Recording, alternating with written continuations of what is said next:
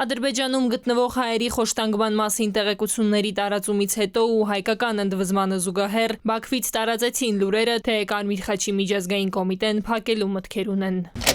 Թեև Ադրբեջանից պաշտոնական մակարդակով հրապարակումներ չկային, բայց հենց ադրբեջանական լրատվամիջոցին պատասխանեցին միջազգային կառույցից։ Աուրելի Լաշանն էր լուրը հաստատել։ Սա մեր կոնֆիդենցիալ եւ երկկողմ երկխոսության մի մասն է, հավելել էր կոմիտեի ներկայացուցիչը։ Որոշումը դե ֆակտո երկրի իրավունքների տիրույթում է, ասում է իրավաբանը Նյուրնբերգի սկզբունքների միջազգային ակադեմիայից։ Թվում է անօրինական ոչինչ չկա, բայց ինչու հենց այս փուլում այդպես որոշեցին։ Քանի որ ադրբեջանական կողմը դիտարկում է, որ Արցախյան հարցը որպես այդպեսին լուծված է իրենց դիտանկյունից, իրանք դիտարկում են, որ Կարմիր խաչի ներկայությունը այնտեղ որպես այդպեսին այլևս սպառված է իրենց մանդատը։ Բայց այդտեղ հարցը նրանում է, որ իրենց նպատակը ոչ թե մանդատը սպառված համարելն է, այլ ուղղակի այդ վերջին կապը, որը ստեղծված է Կարմիր խաչի ու գերիների միջև ու հարազատների միջև, այսինքն այդ կապող կամուրջն է հանդիսանում, բնականաբար փորձում են այդ վերջին օղակը նույնպես, այսպես ասած, վերացնել, հաշվի առնելով, որ շատ դեպքերում ինֆորմացիայի արտահոսք է լինում։ Կարմիր խաչի միջազգային կոմիտեն, որ ֆորմալ առումով անկողմնակալ, չեզոք եւ անկախ կազմակերպություն է, պատերազմից եւ ներքին ընդհարումներից տուժածներին օգնելու եւ նրանց կյանքն ու արժանապատվությունը պաշտպանելու առաքելություն ունի։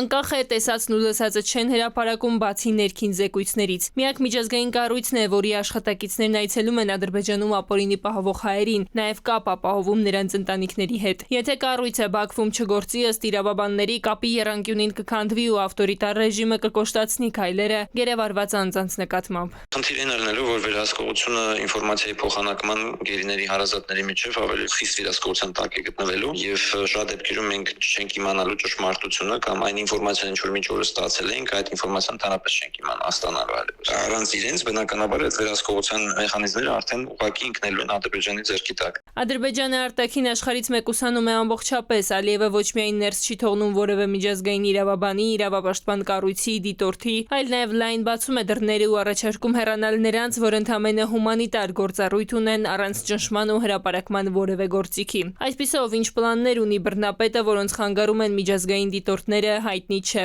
Իրավաբանները միայն նշում են, այս ամենի դեմ պայքարելու մեր միակ մեխանիզմը հարցը միջազգային ատյաններում անընդհատ բարձրացնելն է, որովհետև այլ հնարավորություն այդ դեպքում չունենք։ Թեև հավելում են, միջազգային իրավունքը մեր օրերի աշխարհում իր լավագույն ժամանակները չի ապրում։ Տիգրան Իկուրգինյան, ժամը լրատվական։